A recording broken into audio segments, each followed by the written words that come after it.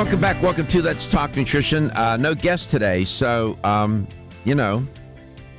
call. We love talking to you. You may have, you can comment on anything that I'm focusing on or whatever's on your mind. You can open lines.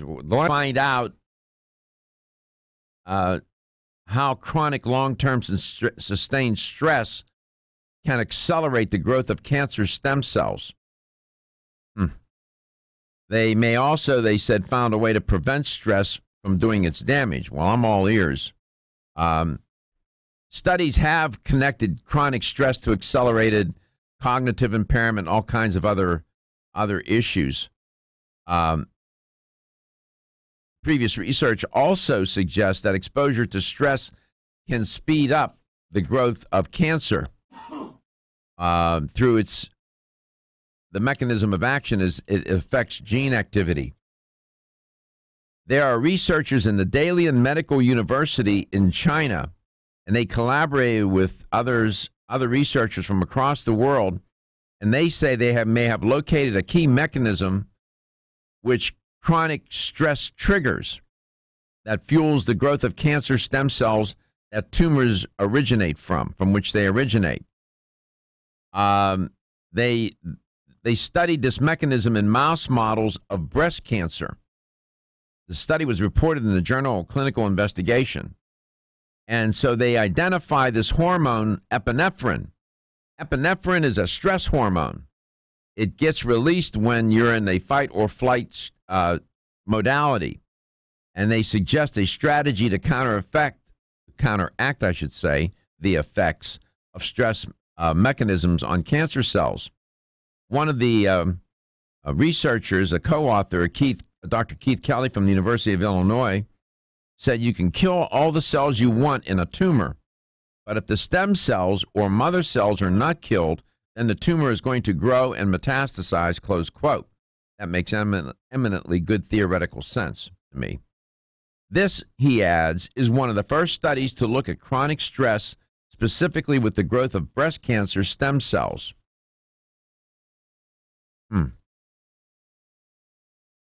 Kind of interesting. I don't know how many billions of dollars are spent every year in trying to figure out how to fight cancer and cure people or prevent it. This battle's been going on for a long, long time. The problem, one of the challenges of cancer, it's not like heart disease. Coronary heart disease is coronary heart disease. Period. And you know what the mechanisms of action are, or the mechanism of action, how the endothelium gets damaged and diseases the arteries and so on and so forth. And you know how to treat it, pharmaceutically, surgically, not diet and lifestyle. Cancer is a different critter altogether. Why?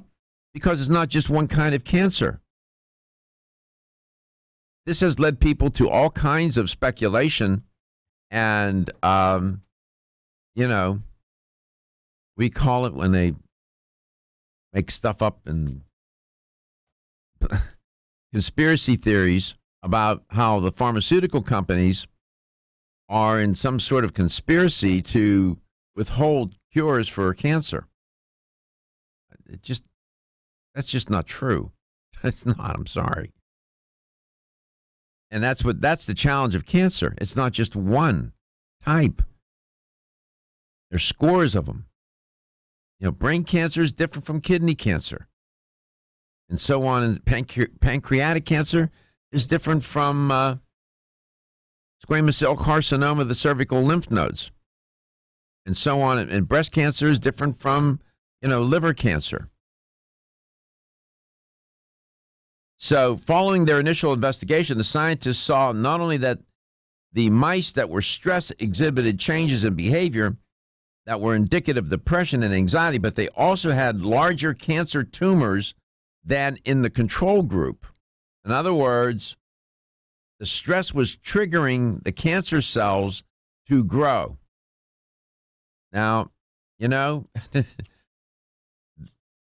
we talk a lot about stress on this show, and it's not like heart disease and it's not like cancer, but stress is a killer, and it's very difficult sometimes. People know it's not good. They say it's not good because I don't feel good when I'm under stress. Well, it's more than not feeling good. Your health is being undermined in ways you may not even be aware. They also noticed that the tumors were growing at a faster rate in the experimental group with these mice. The stress mice also had a greater number of cancer cells than the mice in the control group. The control group doesn't get the treatment. But they still said it remained unclear exactly how stress contributed to the progression of cancer. They think it's epinephrine, not cortisol. That's the culprit here.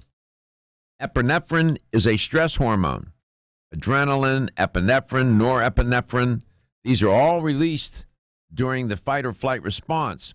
The body rebels when these chemicals, these hormones, are being turned on all day long. Doesn't like it. Body doesn't like it.